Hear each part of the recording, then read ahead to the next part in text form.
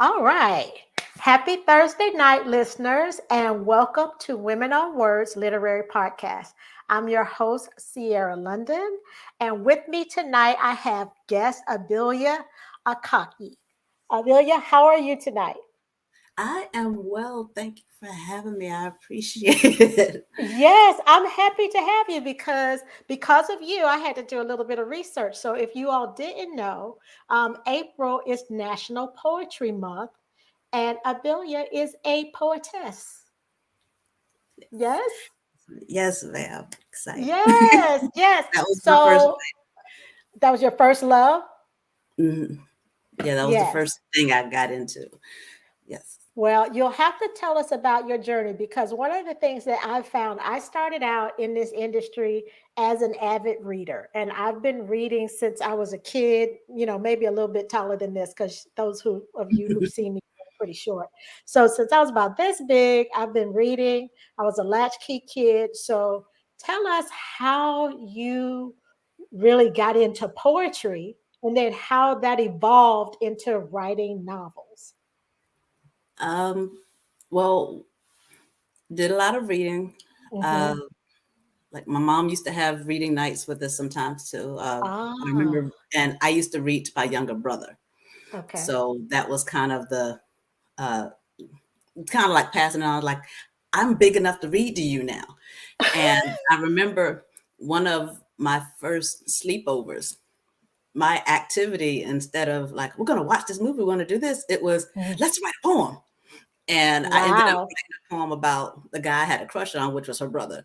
And I would, I would have this very on and off again thing with Yeah. poetry. I would write, and then I'd stop for several years and I'd write.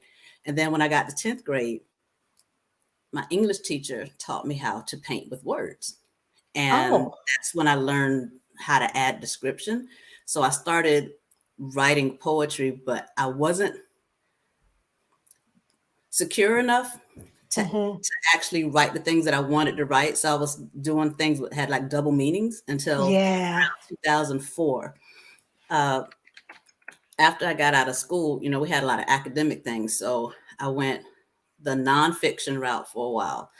And, I still have nonfiction things. And I went into childcare, but my Wow. degree is in psychology and minor in counseling. So Okay. when I'm outside the house, I was working with people who had disabilities and whatnot. So uh, that would bring me back To to poetry. with poetry because Yeah. my stage name is Yeah. Obelia. So I picked it because Obelia means pillar of strength. And there were a Mm. lot of times that I'm speaking things that are difficult or hard for people, Yeah. Hmm. but they need to be said.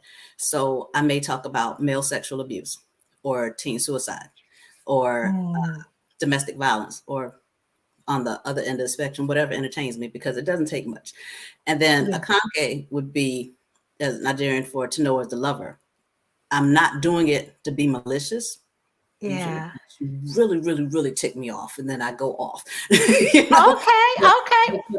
but for the most part, I'm saying it because I think it needs to be said, and I would be the type of person that would speak up because other people were scared to. Yeah. So when I came back into fiction, kind of to kind of get away from just like the articles all the time. Yeah. I was trying.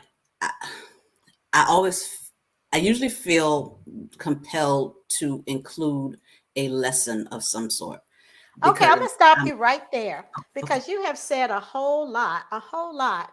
And so I know as an author, and you're an author too, most of the times our stories have a message. But do you find it more challenging to do that in poetry, which tends to be shorter, and then it can be more lyrical sometimes than when you're writing your fiction stories? Was that a difficult transition for you?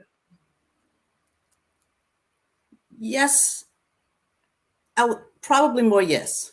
With Okay. poetry, everything is very compact, Hmm. and it's like you have that tea kettle steam all in one time. So it has to be right here in like a couple of minutes. Like it's a very short time frame. So it was a challenge to me to get up to 5,000 words. Like in 2017, I picked up the Nanowrimo challenge with the Yes. goal of reaching 5,000 words.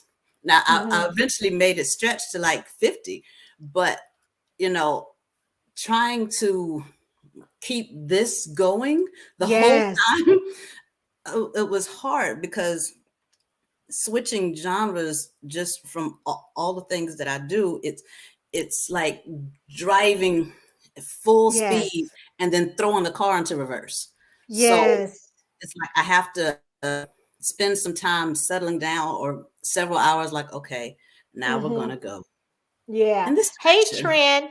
Thank you for joining us. We had Trent on the line. And I love the way you said it. Y'all can already tell she's a poetess, right? She's talking about tea kettle, and like you can visualize that, like just the build up and then boom, all these explosive words that brings this vivid imagery leaping off of the page, which really good poetry does that. Like you said, it's compact, but it grips you, it packs the emotional punch. But when you're writing a novel, like you said, you're taking the reader on this much longer journey. And, to be able to do that, and you said your background was in psychology. And Yes. how much of that do you bring that into all of your poems, all of your fiction work? Or are there times where it's lighter and you're not necessarily like tackling some of these really heavy issues that you brought up earlier? Most of the time Uh-oh. it's not have I think it comes into the poetry, but Hmm. because I had gotten to the point where with my poetry was like, I'm going to say this, and I don't really care what you think about it, Okay. because I'm speaking Yeah. to this person on behalf of this person. So this is what's Yes. going to happen. You can like it or not like it. And then when I Yeah. got to contemporary fiction, it was, what do you mean there are rules? What do you mean I'm not allowed to start my book like that? What? I mean, really? So Yes. it was actually more intimidating. But Hmm. with the lessons, with the things that I bring up, it's not meant to be so much in your face. It's kind of like running in the background, and here we go. Hmm. So like an unexpected hero, it was my main character has vitiligo, but Okay. The skin it's condition where you have some light areas that have lost pigmentation. Got it. yes.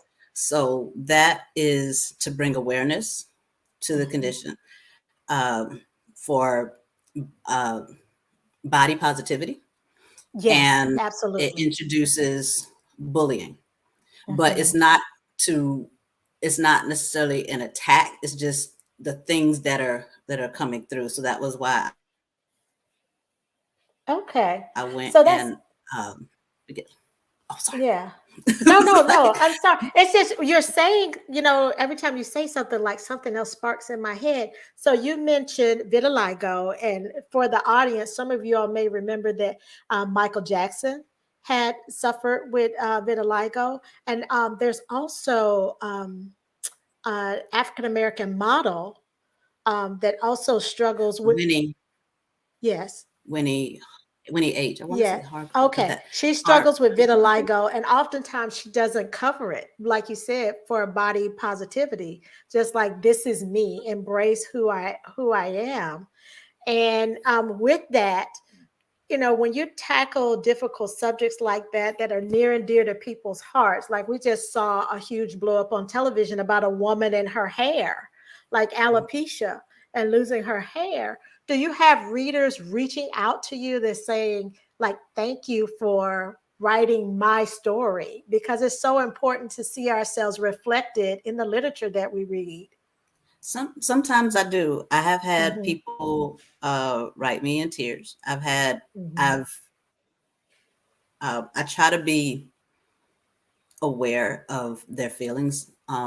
I Hmm. do try to reach out to different people periodically, like, hey, am I still on the right path here? You know, uh, with that. Um, Yeah. but yeah, I don't want to hammer it. It's one of Right. those things like we're going to have our story, but while I'm here, let's just go Mhm. ahead and mention this. So because when I put this out, my goal is to have put the reader in the position of Mhm. the person, because a lot of times we come in with our preconceived ideas, our perceptions of what we think somebody should do if they're True. in this position. And unless you are in it to hear what people are saying, Mhm. you don't really understand. So my goal is to increase compassion and understanding so that Excellent. when they encounter somebody else Mhm. that has been in this position, they're more likely to extend grace. Yes. Oh, I love that. I love everything that you said. And I agree with you, like as a reader, even as a writer. Um so I didn't start writing until I was over 40. I didn't release my first romance till I was over 40. And I'm over 50 now. And I find that stories, as I read them, the message that I may have gotten at one point in my life, I see it totally different as a woman, 10 years later. And Mhm. so I love that when you talk about writing, so for compassion, a different way to connect or view the world, different from the way you may have seen it. And I feel like literature does that. I feel like stories do that. And so I have to ask you, like, Mhm. how old were you when you started writing? Because I know you mentioned you're younger. And then how long before you actually published your first poem? And then, or when you took to the stage, and then your first book? Okay. Um, I was That somewhere long? in elementary school. I usually say Okay. 7 with poems, Okay. because I, I practice writing plays and things. I'm like, this is fun, but I never imagined being published. I just Mm, wasn't pressed about it. I got on stage probably around 18 or 20. okay. Because I didn't have, I don't, I'm not in front of people. That Okay. was something that we had practiced coming up in church. We had to give presentations a lot.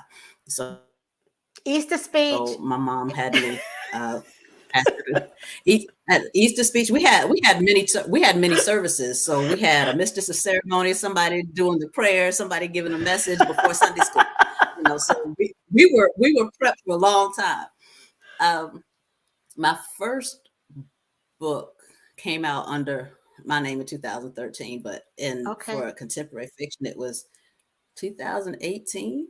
So Okay. I still consider myself very much like a baby in this space, Okay. because this is the one I have the least amount of experience with, and the I one where understand. I got the most lessons, and I'm still getting lessons. And sometimes it's just overwhelming. Like, you're you've still got more. There's still more to learn. Always. Always more to learn. So you'll have to tell us, so what made you turn the corner? Because you had basically been in the public eye for a while. Like, you got on stage at 18. I don't know if I would have been ready for that, but you got on the stage at 18 and you shared something like that you wrote. And to me, that's just huge. Like, kudos to you. That is huge, to take something that came from in here and share it with the world, open yourself up to praise as well as critique. So, what took you from that moment to here we are now with our published book? And tell us what that first story was that you said, I want to share this story with the world. Like, give us that 30-second, in a nutshell. What was that first book and said, yes, I'm going to publish this book and share it with the world? Because that's different from writing it. A lot of people write, but not everybody publishes. And so I'm always interested to ask, especially someone new to the game like you are, like, what made you want to tell that story and share it with the world? Like, what was it, the full title, and what made you want to share those characters with the world? I put a short story out that was Mhm. um, my most valuable possession, where Mm. I'm told I wear my heart on my sleeve, Mhm. and she's physically carrying hers, you know, and like no, that wasn't that one. It was February. Sorry. So it was Heart of Okay. Crystal.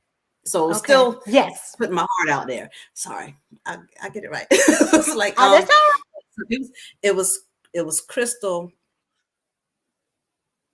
and she based on what was going on during college years right. Okay. and a lot of things that were happening there. And it was, I don't know, I think it was a way. Um, I was coming out of a dark space, Mhm. dealing with a lot of manipulation. So I started writing it uh, just to write something light, Okay. and it became something that was okay. This person is growing here.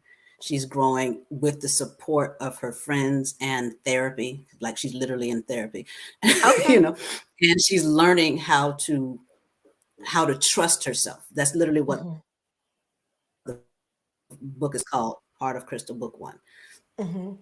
So she's learning how to be able to trust her own intuition to make the decisions that are necessary for her own good. Wow, I love that. So let me just say this for the audience because I see a few of you all are online. We're on the Women on Words Facebook page. So if you have questions, pop on over to Women on Words on the Facebook page. Follow us, ask your questions. Me or the author, we'll respond. Don't worry, we'll see it. So so Heart of Crystal. What I love about what you said is that the character, a part of her journey includes therapy. That's something that we're seeing more of in literature, and that's women doing self-care, taking care of themselves. So thank you with your psychology background. Okay, because I'm almost sure that has something to do with it, like what you've seen in your own practice every day, Very much. that you created a Yes. book, your first one, which usually speaks to something very personal to you. That's what they generally say. Like your first book can be somewhat autobiographical or something, a topic that's very close to your heart. So I'm so glad that you shared that Hmm. because therapy can be healing. Not saying it's for everybody, but it's certainly an Right. alternative. And I love to see a woman of color speak of therapy in a positive way. Yes. Yeah, so thank you for that. So, Yeah. what came afterwards, after Heart of Crystal, which I love that title, y'all? Y'all hear that? Heart of Crystal. Crystal is beautiful and fragile. It can be misshapen very easily. Like, I actually visited a crystal factory when I was in Ireland some years ago, and I saw them making crystal. So I know how very strong it can be, but how very fragile and beautiful too. So I love your title. That's actually why I picked that name. Just Oh, because of that image. y'all So see that? like You see how we I'm connect? always Y'all see excited that? when people see it. You see that? Y'all see that like that? All right, all right. I'm always excited when people see those little things like I hear, Yes. you have to do it this way. I was like, but I really just want to put this here. Like, I want to put Hmm. a brown skinned girl on the cover. Let her be the beautiful one because sometimes that's not Yes. the share what you see. I want to put Hmm. this person up here. I want to give them this name because Hmm. usually each story has a name. Like I have a reason for picking at least one name per Yes. person, and Crystal was one of them. Uh, Yes. yes. I can't remember what the question. Was I supposed to talk about the series? I can't remember where we were going before that because I was That's so okay. excited about Crystal. I was like, Yes, ah, I get it. I get it. yes. And I'm like that too with my books. Like if there's some deeper meaning and a reader gets it and they put it in their review. All right, y'all. I'm saying right now, authors, we like reviews. So please go out there. If you've read Heart of Crystal, go out there and review it, please. So what came next? Oh, after okay. you hit publish, because that's not an easy thing to do. And so to keep going, you got to tell the story. What came next? Um, a long pause, and then Okay. book two, Hmm. and then the spinoff, because book three is still sitting to the side. I did the Okay. spinoff, which is not as light, Okay. and it tells it. It is realistic fiction, so it's not the sweet, loving story. It is Okay. of It's a a true wife who's journey. dealing with somebody cheating on her, and that's the Okay. one that was mentioned in there. Um, Hmm. and then I went back to my lighthearted things because I tend to be very I guess more conservative, like tend to Hmm. the sweet, to the family friendly, um, Okay. kind of like, can me and grandma read this together? Okay. Like And that's I think I can important. kind of write some of this stuff with her, because I mean Hmm. that tends to be what I get. I'm Hmm.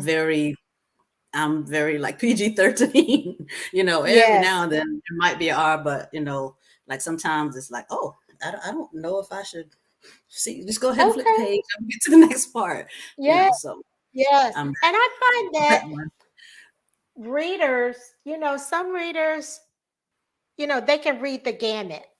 Like for me, I can read the gamut. I can read historical, I can read science fiction, paranormal, romance, from sweet, closed door to, right up to when the door closes to open door. So, there's something out there for everyone. And that's what I love about having different authors on the show. I think you might be the first poet that we've had on the show. So I thank you for that.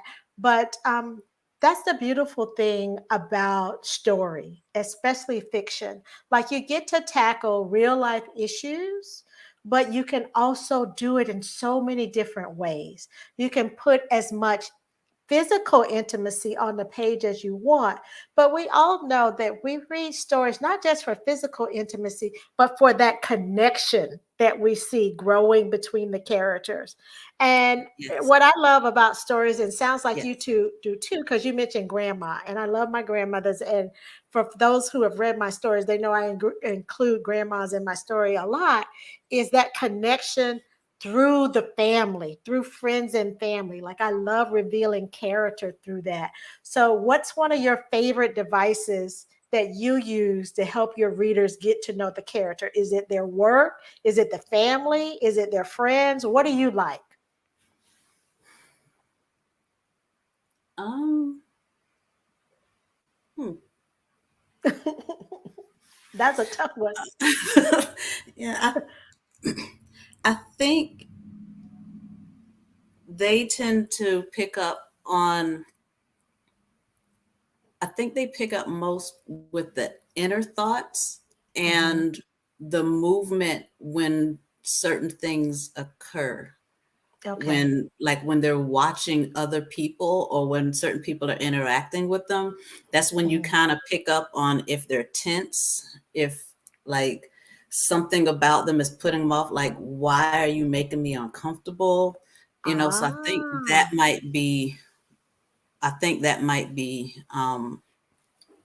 where they see a lot of that coming out, because you get an idea of there's something going on in their background, and now I can bring this here. It's like, oh, that's why Hmm. they're reacting this way. Okay. Okay. Okay. I got you. So, out of your full catalog, and I know you write nonfiction, you've written nonfiction, and now you're transitioned into the fiction sphere, but where would you want a reader to start in your catalog? Which book? I'm gonna say Trust Me with the Heart of Crystal series, Okay. because number one, I'm still growing. Give me Okay. it's like, so Okay. you We can all are. We see all it, are still growing. but because there's so many different characters and things that are mentioned there, and then you can see the spin-off, Mhm. and you can see the progression of the relationships, and that character that's where the spinoff, he's mentioned again in what's going to become the Isaac family series, and it's Okay. mentioned in book 3 with Renee with Holiday with Finesse. It starts Okay. off with because he just Okay. bum. He just a awful, awful. He's a cheat. Okay. This is just Okay. awful. Okay. You got strong feelings about this, I have obviously. strong feelings about it. I don't like him, and I Okay. hope y'all don't either. Yeah. Well, I think it's an interesting topic that you chose to tackle cheating because it's not something that you see very often in the romance genre. Um, so it'll be interesting with your background, with your psychology background, to see how you unpackage everything, all the issues that go into infidelity in a relationship. So, okay, look, she tilting her head. I don't know what that means, y'all, but but but I'm It's interested to not see. it's not heavy in the romance. Right. It's enough to be like, yeah, you can do better, Mm-hmm. sis. You can do better. Mm-hmm. Mm-hmm. I understand. Yeah, very, very cool. Okay, so you'll have to tell us because we're running out of time here. So there's a couple of questions I have to ask you. Um, who are some of the authors that you read when you slow down and relax? I I tend to go back to the nonfiction for the Uh, inspiration. okay. And there are a couple that were in my writing group, my Mhm. critique group, Okay. because we would share stories. So Mhm. I'm literally listening to them as the story is unfolding. And Mhm. there's one who refuses to publish. I was like, Oh. sir, put it out there, please. But he's really good with pulling you in and Mhm. bringing you along, and then he just stops and like, he continued. I don't appreciate that. you know Yes. so it's really a lot of the local people that are here Okay. that we get a chance to bounce ideas off. Oh, that's wonderful. Now, where are you in the world? I'm in Virginia, Hampton Roads area, 757. Okay. Delicious. Okay, gotcha. 757. I'm a Suffolk girl. I used to live in Suffolk. Yeah. And Portsmouth. Yeah. Yep. Yep. Yes, Yep. I live. South Yep. Side. Yeah. Yeah. Yeah. So